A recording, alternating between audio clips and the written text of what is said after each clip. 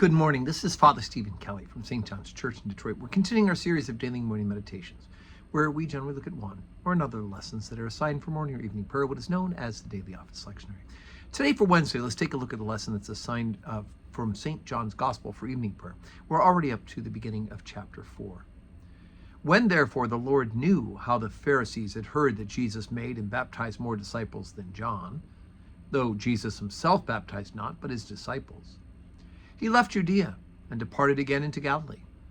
And he must needs go through Samaria. Then cometh he to the city of Samaria, which is called Sychar, near the parcel of ground that Jacob gave to his son Joseph. Now Jacob's well was there. Jesus, therefore, having wearied for his journey, sat thus on the well, and it was about the 6th hour. And there cometh a woman of Samaria to draw water. Jesus saith unto her, Give me to drink, for his disciples are gone away into the city to buy meat. Then saith the woman of Samaria unto him, How is it that thou, being a Jew, askest drink of me, which am a woman of Samaria? For the Jews have no dealings with the Samaritans.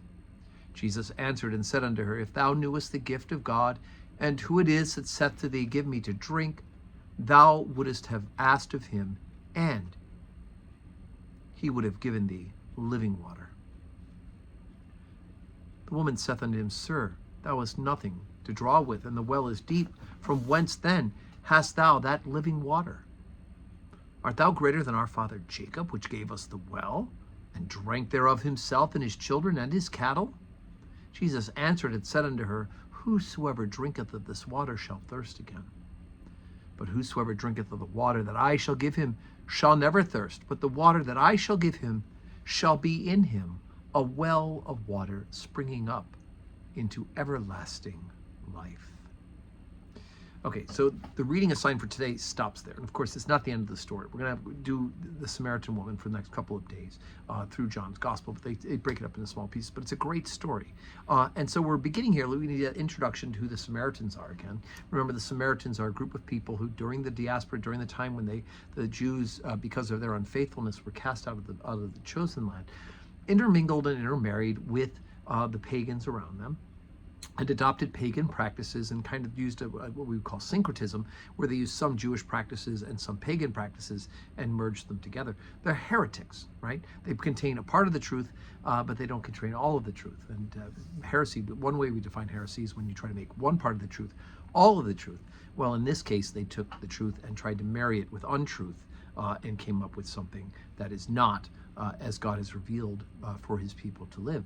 And yet they still claim Jacob as their own father. They still consider themselves to be within the teaching, but they were greatly misled by that.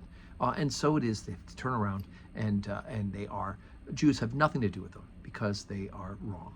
And we know theologically they are. Now the Samaritans end up being the good guys in a lot of Jesus's story, because they end up doing right things. And Jesus uses this for the shock factor that the Jews, in fact, sometimes they may have the right theology, but they don't live it. And so he uses Samaritans as an example in his parables in order to shock them. But here the Samaritan woman is going to have an interesting encounter with Jesus Christ, beginning with the fact that, one, he talks to her, right?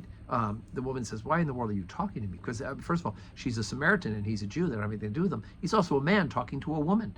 And that was not done in polite circles in public like that, unless they were escorted. So again, Jesus is breaking these conventions in both of these ways. And then, of course, she says, How are you going to get water from the well? He says, Get me some water. She said, How am I supposed to do that? And Jesus then begins this theological discourse about he is the living water. But we'll continue that when we pick it up again tomorrow. So anyway, today is Wednesday, 12:15 Holy Communion and 4 o'clock evening prayer. I do hope you can join us in person or on this live stream where you're watching this morning meditation. And may God give you a wonderful Wednesday full of blessings.